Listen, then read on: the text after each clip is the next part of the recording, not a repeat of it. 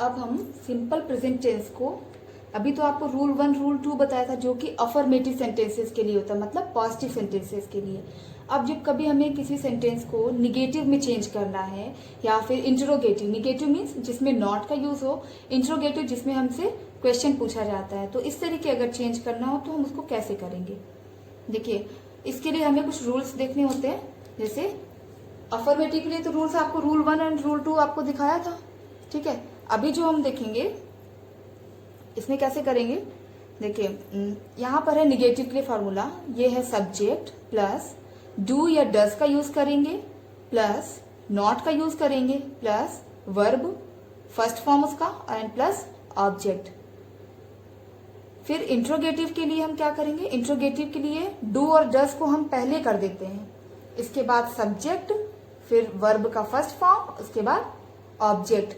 अब इंट्रोगेटिव में भी आपके दो तरीके के होते हैं, एक वो जिनमें हेल्पिंग वर्ब आगे हो जाता है जैसे ये वाला, और दूसरा होता है जिसमें WH word. WH word means question word आगे होते हैं और बाकी का रेस्ट ऑफ द सेंटेंस या रेस्ट ऑफ द पार्ट वो पीछे चला जाता है, ठीक है। जैसे WH वर्ड में आपको कौन से आते हैं, WH वर्ड्स मतलब होता है व्हाट, देखिए यहाँ W का यूज हो रहा है, हाउ, वेयर, ये आपके क्वेश्चन वर्ड होते हैं ना। जब हमसे कोई क्वेश्चन करता है तो हम इन्हीं का तो यूज करके पूछता है, या फिर आपसे डू डज में बात करता है कोई, पूछता है अगर तो यहाँ पर आपको इंट्रोगेटिव के दो हैं, एक डू डज का यूज करके मीन्स हेल्पिंग वर्ब का, और दूसरा होता है क्वेश्चन वर्ड का। अब इसको हम समझेंगे एक एग्जाम्पल के थ्रू। पहला एग्जाम्पल हमारे पास है the sun sets in the west. ये आपका यूनिवर्सल ट्रूथ है, या फिर आपको अभी इसके पहले बताया था फैक्चुअल है ये, कि ये काम होना ही होना है, ये निश्चित है, फैक्ट है ये। The sun sets in the west. अब इसको आपको निगेटिव में चेंज करना, तो कैसे करेंगे, देखिए पहले लिखेंगे द सन। अब आप कंफ्यूज होंगे कि डू लगाएं या फिर डज लगाएं, तो यहाँ देखिए आपका जो वर्ब है इसमें सेट के साथ एस लगा हुआ, मीन्स ये सेट प्लस एस है, तो इस एस का यूज हम यहां कर देंगे डज में, ये बन जाएगा डज, ठीक है। अब इस सेट को सिंपली लिख देंगे set the sun does not, थोड़ी सी गैपिंग रखिएगा, the sun does not set in the west. अब देखिए ये सेंटेंस इस रूल को फॉलो करता है। द सन आपका सब्जेक्ट हुआ, डू या डज का यूज, फिर नॉट का यूज, फिर वर्ब का first form means set, and then in the west ये आपका ऑब्जेक्ट हो जाएगा।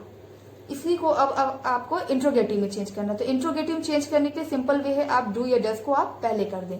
तो यहां से हम डज को पहले कर देंगे, does the sun set in the west. और सबसे इंपॉर्टेंट पार्ट है जिसमें आपको क्वेश्चन मार्क लगाना है, क्योंकि ये आपका इंट्रोगेटिव सेंटेंस है। Interrogative sentence without question mark incorrect माना जाता है।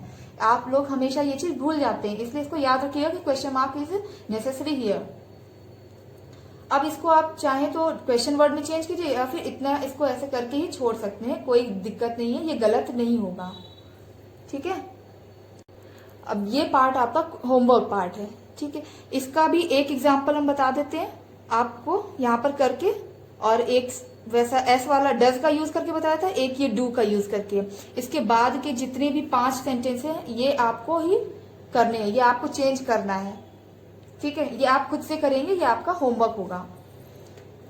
आई लव फ्लावर्स, निगेटिव में चेंज करना है, तो आई, अब लव जो है ये फर्स्ट फॉर्म में खुद ही है, इसमें एस तो लगा नहीं है, तो आपको करना है डू नॉट। अगर यहाँ वर्ब में एस या ES लगा होता तब हम यहाँ डज का यूज करते, यहाँ वर्ब में ऐसा कुछ नहीं है, ये सिंपल है। तो I do not love flowers. अब इसको इंट्रोगेटिव में चेंज करना है, तो अभी बताया था डू को पहले कर दीजिए, डू आई लव फ्लावर्स